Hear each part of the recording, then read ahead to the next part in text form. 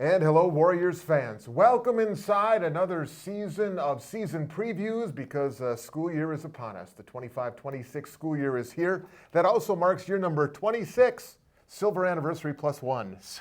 There we go. For Joe Luedke, men's soccer head coach. How was your summer?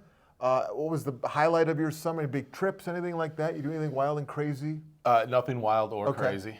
Thanks for thinking of me though that way. I appreciate that. No, a lot of soccer camps, so I was pretty busy with a lot of soccer camps. We do our traditional up north trip as a family, so I'd say that's always a highlight. That was great. When you run those camps, when you take part in those camps, have you found over the years you learn something maybe in that atmosphere, that venue that you then take to WLC and you kind of maybe apply it to your Warriors? At times, I think a lot of camps you do is with younger kids. But to your point, though, I think that some of the basics. For sure. But I think what you glean out of that is, at the end of the day, there still has to be a layer of fun in what we do, a layer of enjoyment. I think that changes as you get into the college game. Right? Fun is defined probably in a different way, but you still have to look at it as we're all still kids that enjoy playing a game. So I think that's really what I take away from camps, and what we do well in our camp system that I'm a part of is, we emphasize the fact that this is supposed to be an enjoyable experience, not a grind. What did you want to focus in on this off-season as it pertains to your program here at WLC?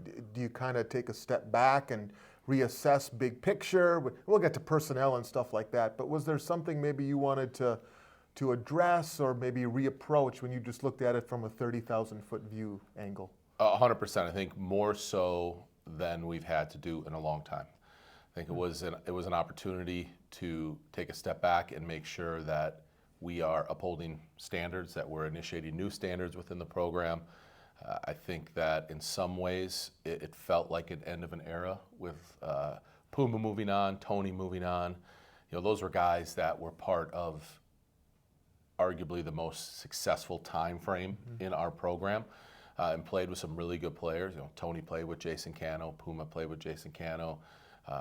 Some of those names that came through where we were really close with a couple of those teams, that there were some heartbreaking moments to where I felt like those teams had a chance to really take the next step.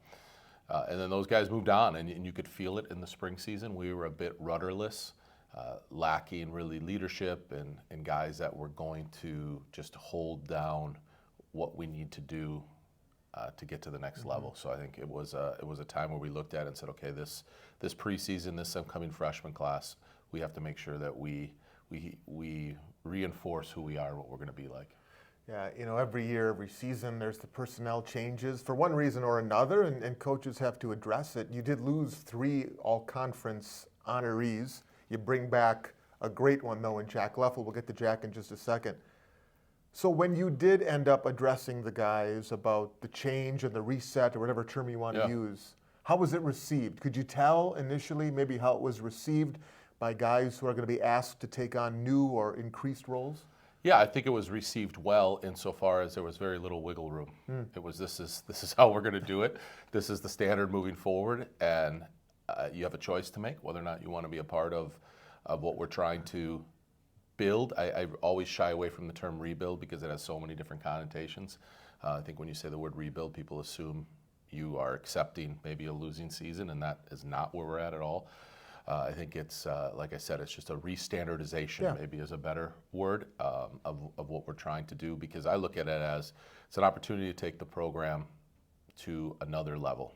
And if we have to recalibrate to get there, then that's what we're going to do. And it starts, I would imagine, in a lot of ways by looking at somebody like Jack Leffel, a 2-time first-team all-conference honoree, arguably the greatest defender that this league has had in the last couple of seasons, certainly so mature in a lot of ways. I mean, he's engaged, he'd be getting married soon.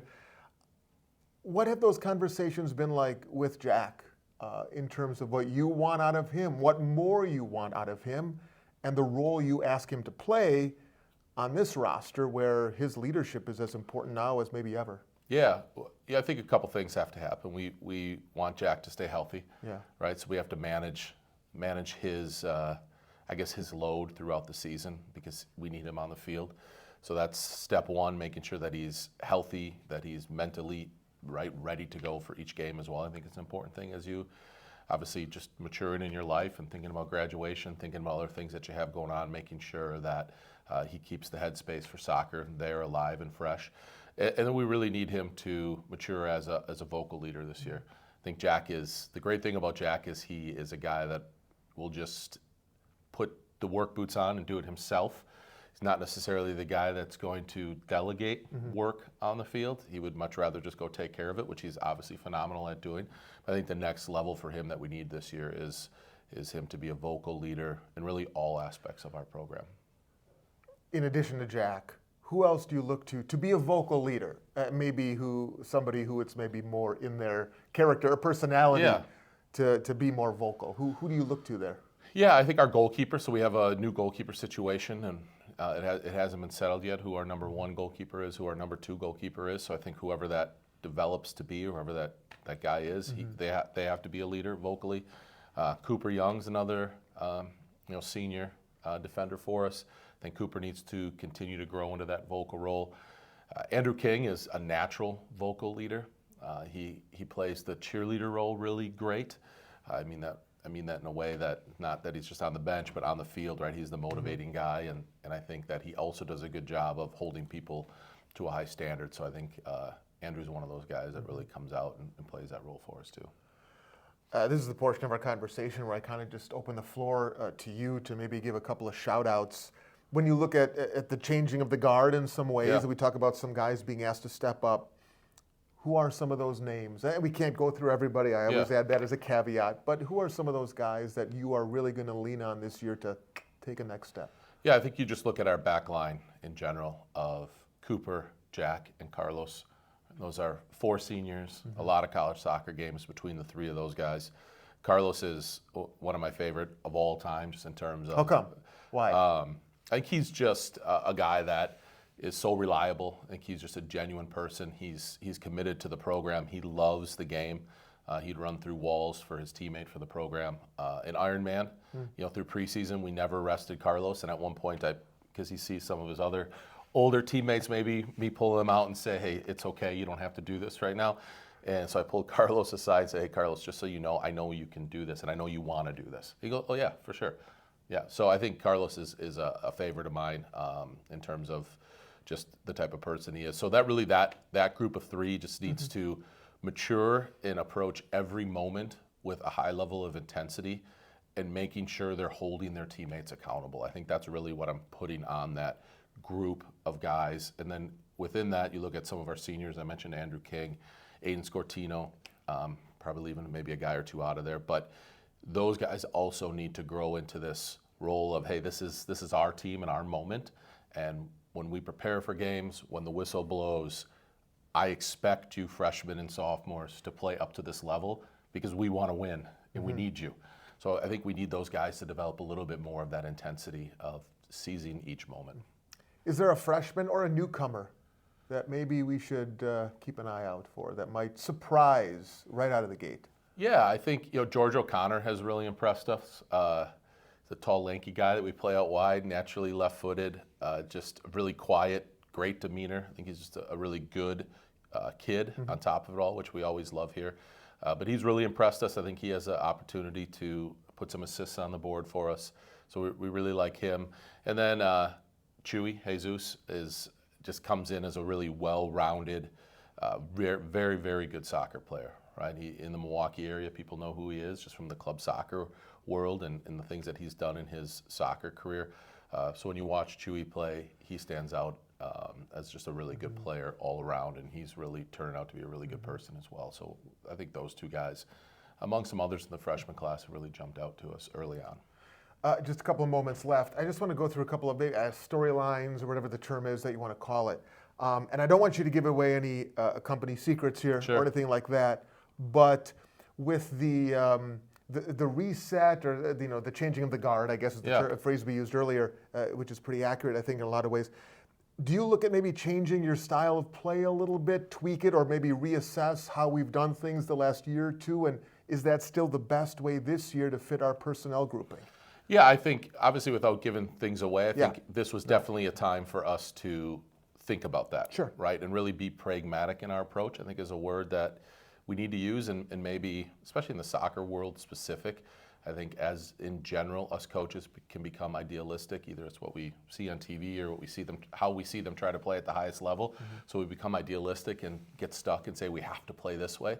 That's not how we're going to do it. I think we're going to be pragmatic in our approach, which has definitely caused us to look at things and say, how can we be successful, especially early on in the season. I think we're going to definitely be open to letting our ability determine and our personnel determine how we're going to play and what our formula for success is going to be.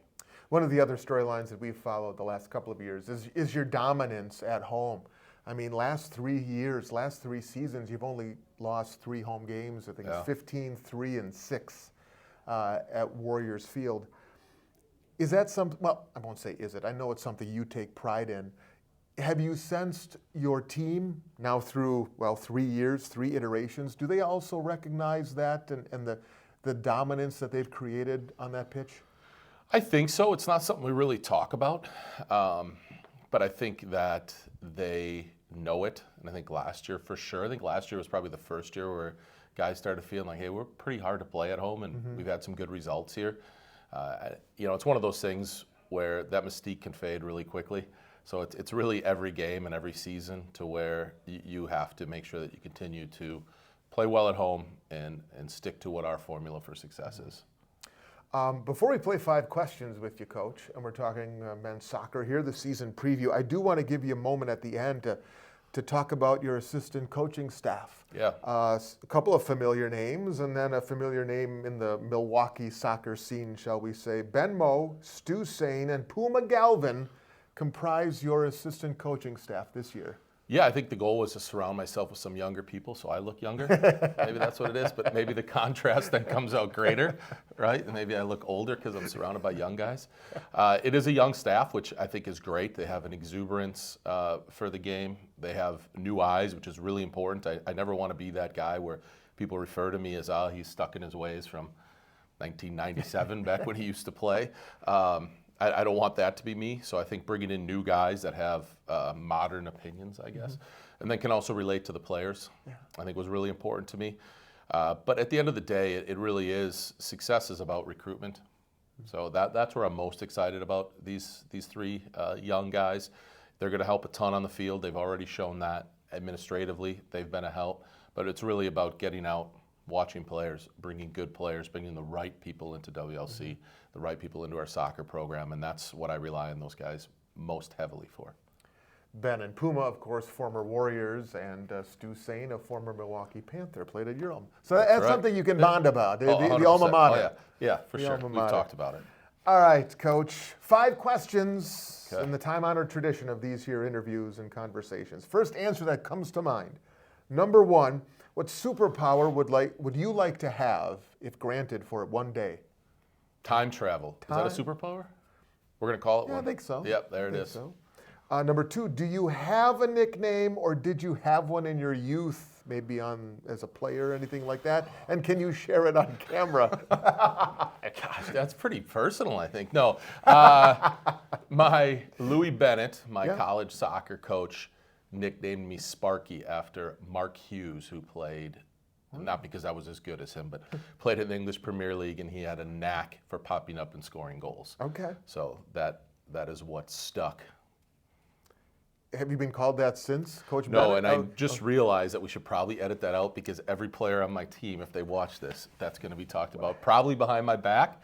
And one of them might be brave enough to say it to my face. We'll see. Well, we'll know if they've watched this all the way to the end. That's true. If they call you that. Number 3, what's your favorite salad dressing?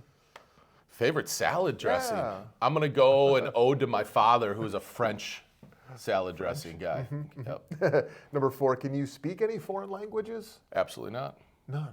Okay. Now, I was going to make you prove it if you said yes. Number 5, who is the funniest person you know? Who makes you laugh? The funniest person I know. Man, I got a really good friend, Brad Nauman, who is a funny dude. And any time that we're together, he definitely makes me laugh. The witty guy. It's good. All right, and as always, a bonus question.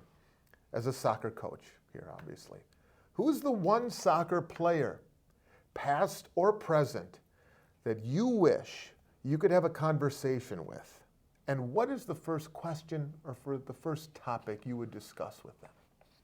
Dead or alive, past or present?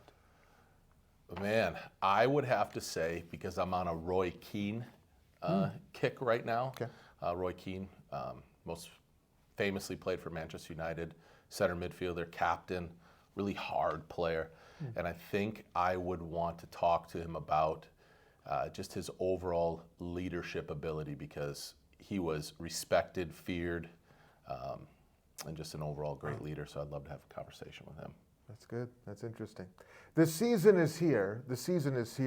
Warrior Men will open up at Ripon this coming Friday, August the 29th. You got to be a little patient, though, if you want to see them at home. You got a road-heavy non-conference slate early, Joe. Talk to the guy who makes the schedule.